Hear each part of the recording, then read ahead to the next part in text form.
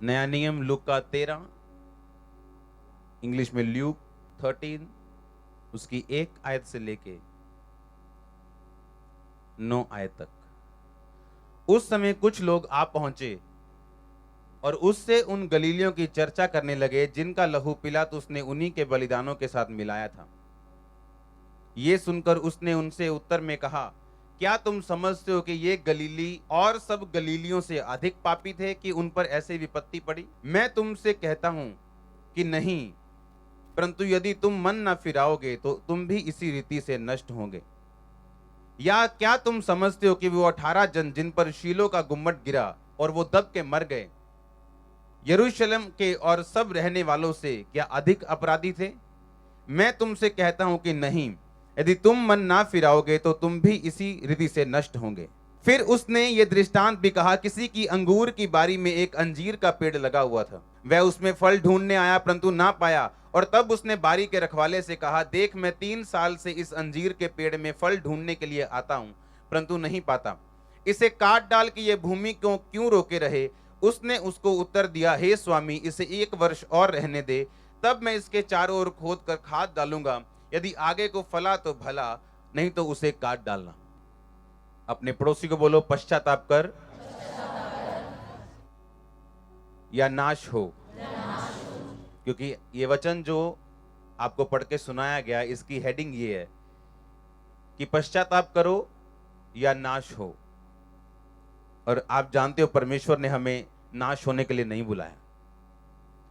इब्रानिया 6 उसकी 4 आयत को मैं पढ़ूंगा, क्योंकि जिन्होंने एक बार ज्योति पाई है और जो स्वर्गीय वरदान का स्वाद चख चुके हैं और पवित्र आत्मा के भागी हो गए हैं और परमेश्वर के उत्तम वचन और आने वाले युग की सामर्थ का स्वाद चख चुके हैं, यदि वो भटक जाएं, उन्हें मन फिराव के लिए फिर नया बनाना अनहोना है, क्योंकि वो परमेश्वर के पुत्र को अपने लिए फिर क्रूस पर चढ़ाते हैं और प्रकट में उस पर कलंक लगाते हैं।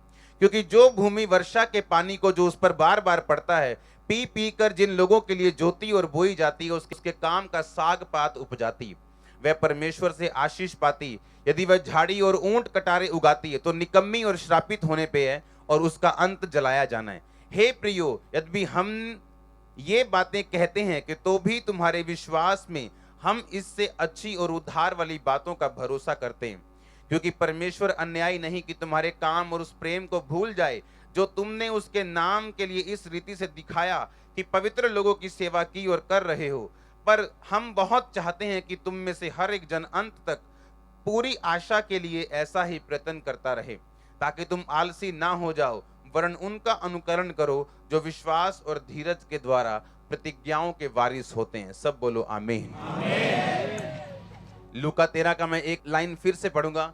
क्या तुम समझते हो कि वो 18 जन जिन पर शीलों का गुम्मट गिरा और वो मर गए, यरूशलेम और उसके सब रहने वालों से क्या अधिक पापी थे? यीशु मसीह ने कहा, मैं तुमसे कहता हूं कि नहीं, वो उनसे अधिक पापी नहीं थे, परंतु यदि तुम मन न फिराओगे तुम भी इसी रीति से नष्ट होंगे। हर साल अपना बर्थडे क्यों आता है मालूम?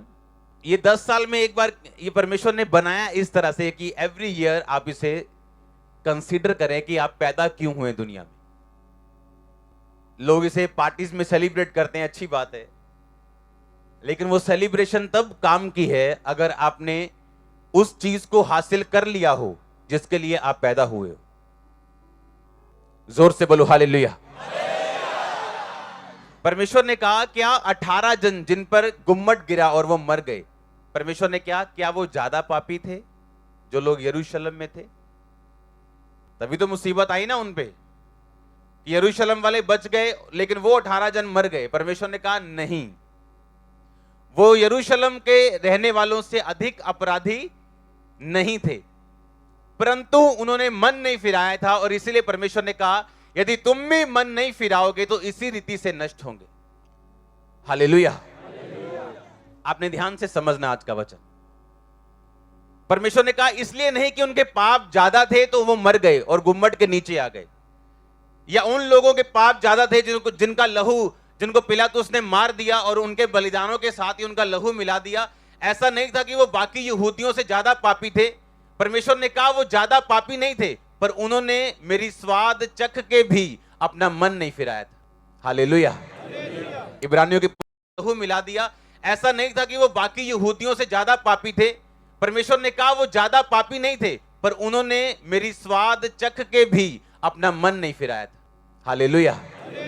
इब्रानियों की पुस्तक में आपने पढ़ा, जिन्होंने पवित्र आत्मा का वरदान जो चख चुके हैं, पवित्र आत्मा के भागी हो गए, अगर वो फिर से पाप में चले जाएं, उनका नया बनाना अनहोना है, क्योंकि वो परमेश्वर के क्रूस पर प्रकट रूप में फिर से कलंक लगाते हैं। अपने पड़ोसी को बोलो, रिपेंट कर, पश्चाताप कर। परमेश्वर ने एक सीधी बात बोली। परमेश्वर ने कहा वो 18 जन जो एक एक्सीडेंट में मर गए, क्या वो ज्यादा पापी थे तब मर गए? परमेश्वर ने कहा नहीं, वो ज्यादा पापी नहीं थे, बस प्रॉब्लम इतनी थी कि अगर तुम भी मन नहीं फिराओगे तो हो सकता है कोई तुमसे ज्यादा पापी जो यीशु मसीह को ना जानता हो, वो तुम्हारे जितनी मुसीबतें ना झेले। लाइफ एक चॉइस है। एक वीडियो में देख रहा था, एक बंदा बैठा हुआ है दिल्ली के पार्क में और इंग्लिश का एक अखबार पढ़ रहा है, और एक लड़का एक एनजीओ में कोई है, मैं जानता नहीं उसको, वो उसको देख रहा है और देख रहा है कि ये भिखारी की तरह लग रहा है, उसके बाल बड़े हुए हैं, कपड़े गंदे हैं, स्मेल आ रही है, लेकिन इंग्लिश का अखबार क्यों पढ़ रहा है? उसके पास गया, उसने कहा अंकल आप इंग्लिश का अखबार कैसे पढ़ रहे हो? कहता मैं ग्रेजुएट हूं, 5 साल मैं कनाडा में रहा हूं, वहां पढ़ा हूं, यहां पढ़ा हूं, मेरी फैमिली कनाडा में है, और जब मैं कनाडा में पढ़ने के लिए गया तो वहां मुझे गंदी आदत लग गई, एक ग्रुप में वहां पे एक गैंगस्टर में वहां पड़ गया, नशे में चला गया, सब तरफ गड़बड़ कर दी, और उसके बाद मेरे भाई ने मेरा वीजा कैंसिल करा के मुझे वापस भेजा। तब से मेरी जिंदगी कभी भी सेम नहीं रही, मेरी फैमिली ने मुझे एक्सेप्ट नहीं किया। आज एक टूटे हुए कमरे में मैं रहता हूं, चौकीदारी करता हूं, और चौकीदारी जिस घर में करता हूं वो उसी कमरे में मुझे रहने के लिए देते हैं। मेरे पास कोई खाना नहीं, सामने मंदिर है, वहां पे जाके मैं भीख मांगता हूं और लंगर खाता हूं, और इसी तरह अपना जीवन में व्यतीत करता हूं। लाइफ को हल्के में मत लो, क्योंकि ये आपको वो नहीं देगी जिसके लिए आप डिजर्व करते हो, ये आपको वो देगी जिसके लिए आप फाइट करते हो। आज फेलियर लोग जो फेल हो चुके अपनी लाइफ में, ये नहीं है कि वो फेल हो गए, उनको अपॉर्चुनिटीज नहीं मिली, उनको मौके नहीं मिले, ऐसा नहीं है।